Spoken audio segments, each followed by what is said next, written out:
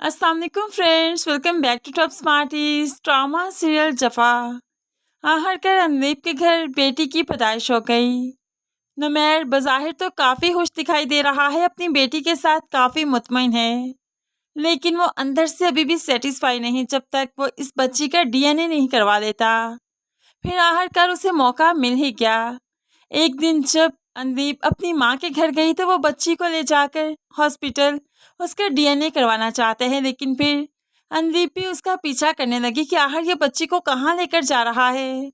ऐसे ही वो इसके पीछे जाते जाते हॉस्पिटल तक पहुंच गई, जहां जाकर मालूम पड़ा कि नुमैर इसका डीएनए करवा रहा है। अब तो अंदीप टूट चुकी है, बहुत रोने लगी कि उसके शोहर को उस पर ज़रा एतबार नहीं, अपनी बच्ची पर, उसकी पैदाइश पर शक कर रहा है। ऐसे ही चोरी छुपे घर आ जाती है। जैसे ही नुमैर अपनी बेटी को लेकर घर आया, काफ़ी सेटिस्फाई था क्योंकि डीएनए रिपोर्ट्स उसके हक में थी। अब तो यहाँ पर अंदीप रोने लगी और चीखते हुए कहने लगी, करवाए डीएनए। आपने तो अपनी बेटी की पैदाइश पर शक किया, आपने तो उसे गाली बना दिया, लेकिन उसकी पैदाइश पर क्यों? आपने तो मेरे किरदार पर शक किया।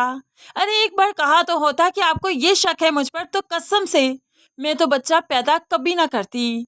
एक बार मुझसे कहा होता। आखिर आपने ये कदम क्यों उठाया? मुझसे पूछ लेते, मैं आपको सच बता देती कि आपको मुझ पर एतबार नहीं था।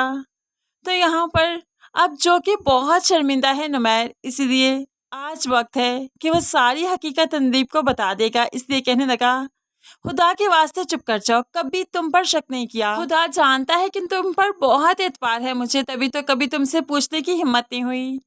लेकिन मेरी सिचुएशन भी तो समझो ना। मुझे डॉक्टर ने कहा था 99% चांसेस है मैं बाप नहीं बन सकता, लेकिन फिर अचानक से तुम प्रेग्नेंट हो गई और उसी दौरान तुम एकेडमी भी जाती थी, तो मैं कैसे शक ना करता? तुम खुद बताओ।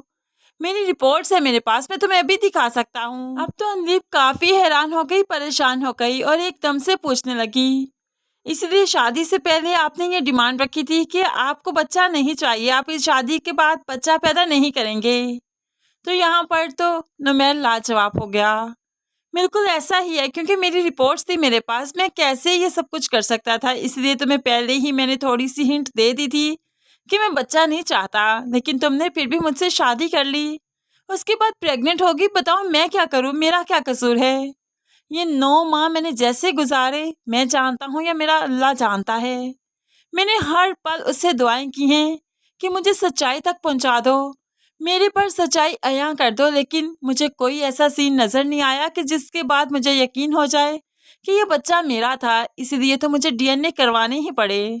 प्लीज़ मेरी सिचुएशन को समझो, मुझे गलत मत समझो। अब अनदीप इतनी अकल तो रखती है कि नुमैर को समझ सकती है, इसलिए इनमें पैचअप हो जाएगा और फिर इनकी ज़िंदगी हंसी खुशी चलने लगेगी। दूसरी तरफ ज़ारा ने भी तो साइकेट्रिस्ट के पास जाना स्टार्ट कर दिया, क्योंकि डिवोर्स के बाद वो ट्रॉमा में जा चुकी है, ज़िंदगी से हारने लगी थी। इसलिए ज़िंदगी जीने के लिए बहुत ज़रूरी था कि वो साइकेट्रिस्ट के पास जाती। ऐसे ही अपना इलाज खुद करवा लिया उसने और उसके बाद अब एक नॉर्मल लाइफ जीने लगी है। तो फ्रेंड्स, इस ड्रामे में चूंकि एक डॉक्टर खुद जाकर साइकेट्रिस्ट से इलाज करवा रहा है, तो ये पॉजिटिव वाइब्स दे रहा है कि अगर हम में कोई एंगर इशू है या हम बीमार फील कर रहे हैं, किसी ट्रॉमा में हैं, तो ऐसे में साइकेट्रिस्ट के पास जाकर इलाज करवाने में कोई बुराई नहीं।